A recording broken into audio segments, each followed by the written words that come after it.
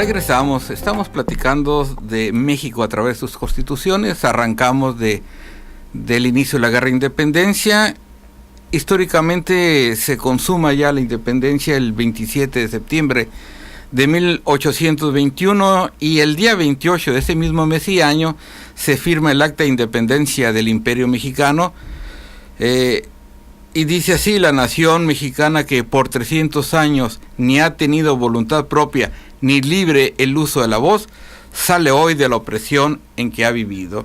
En el Acta de Independencia la firman, entre otras personalidades de aquel tiempo, Agustín de Iturbide, José María Bustamante y Anastasio Bustamante, entre más personas. Así es. Así es, licenciado.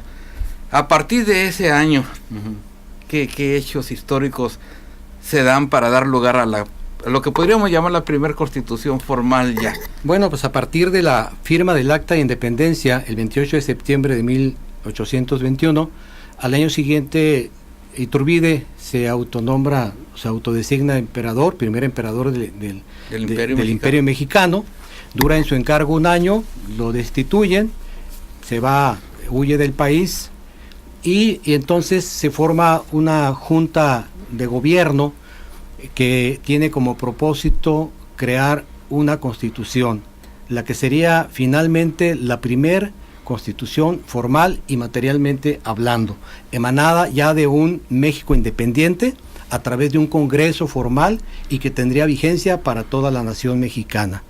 Esta constitución federal, así se llamó, Constitución Federal de los Estados Unidos Mexicanos, fue discutida muy profundamente por los vencedores del movimiento independiente, pero dentro de estos grupos de vencedores había una corriente un poquito más conservadora, más bien era centralista, y una corriente un poquito más liberal que llamaríamos federal.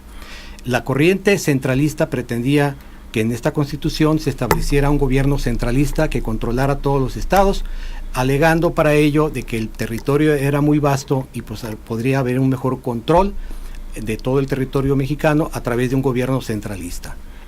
Destacaban en esta corriente sobre todo muchos sacerdotes y curas que habían también apoyado la guerra de independencia. Por otro lado, los Vicente Guerrero, los Nicolás Bravo, los Guadalupe Victoria, ellos pugnaban por un régimen constitucional federal, semejante a la Constitución de los Estados Unidos de Norteamérica, para darle más independencia a los estados y poder crear así un desarrollo mejor para el país.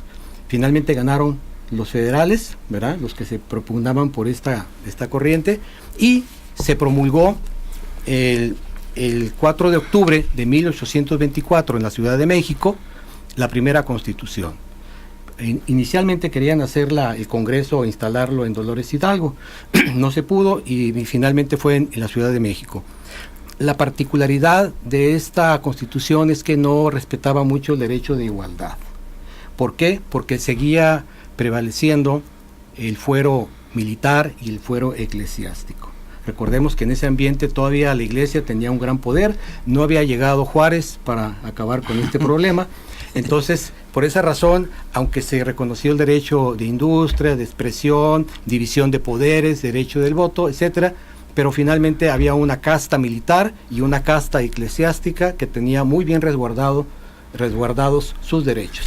Señor licenciado, personajes importantes en la Constitución de 1824 son Miguel Ramos Arizpe, Servando Teresa de Mier, y se dice que se tomaron fundamentos de la Constitución norteamericana de 1787 y pensamientos liberales de la Constitución de Cádiz de 1812. Recordemos que la Constitución de Cádiz en España también recogía los pensamientos de los filósofos franceses, ¿no?, de lo que hemos venido hablando.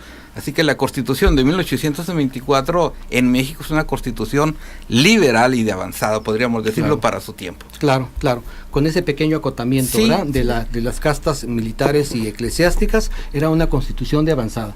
Efectivamente, el sustrato de esta constitución fueron la Constitución de Estados Unidos, la Constitución de Cádiz y también los sentimientos de la nación de Morelos, ¿no?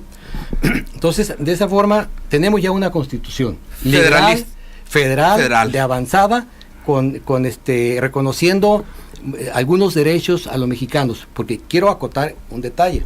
En esta Constitución de 1824 fue una Constitución más que nada orgánica, organizativa. No fue una Constitución como la actual, la del 17, de 1917, que tiene una parte dogmática. La parte dogmática era muy, muy débil en esa Constitución de 1824. Pero finalmente es la primera Constitución formal del México independiente. Es nuestro acta de nacimiento. Es nuestra acta de nacimiento, efectivamente, nuestra acta de nacimiento. Faltarían todavía muchos bautizos. Sí. A ver, ¿continuamos? Sí, claro que sí.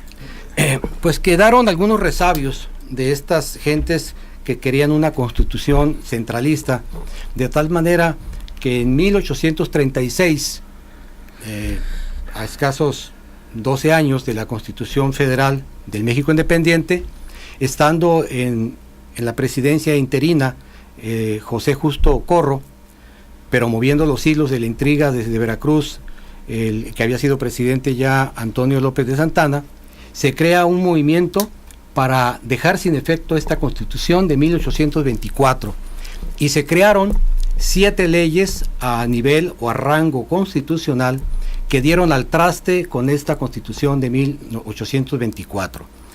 Estas 7 leyes son llamadas por la historia la Constitución centralista. De Santana, precisamente. De Santana. Que viene a abolir la Constitución del 24. Así es, exactamente. En estas 7 leyes que promulgó Justo Corro por iniciativa de Santana, de López de Santana, se establecían cosas, pues, la verdad, abominables, sobre todo para esta época, ¿no? Una de ellas era de que se reconocía como ciudadano mexicano aquel que supiera leer y escribir, que ganara más de 100 pesos al año. Los trabajadores domésticos no eran reconocidos. Otra de las leyes, de las 7 leyes a rango constitucional, establecía que el presidente de la República podía disolver el Congreso en el momento que él lo quisiera. La siguiente ley establecía, Joel, que el presidente de la República sería nombrado de 3 ternas propuestas por el Poder Judicial, por el Consejo de Ministros y por la Cámara Alta del Congreso. Propuestas, estas 3 ternas, que componían 9 candidatos, para que la Cámara Baja, que es la Cámara de Diputados, designara el presidente de la República. Además, otra de estas 7 leyes establecía que los gobiernos de los estados serían también designados por este mismo procedimiento, y que no serían llamados estados, serían llamados departamentos, ¿verdad? Así departamentos, que además todas las recaudaciones fiscales de tributos que se dieran en todo el territorio nacional serían concentrados a la Ciudad de México, a este poder central, que era un controlador, ¿verdad? Era un cerebro maligno que controlaba la vida política, social y jurídica de nuestro país. Y el último de las leyes, de las 7 leyes, establecía que estas 7 leyes iban a estar vigentes 6 años, como si fuera un proceso nada más de transición, de cambio hacia un mejor México independiente, pero pasando por un trago muy amargo con estas 7 leyes que dieron lugar, también fomentaron después la guerra de reforma, ¿no? Así es, Santana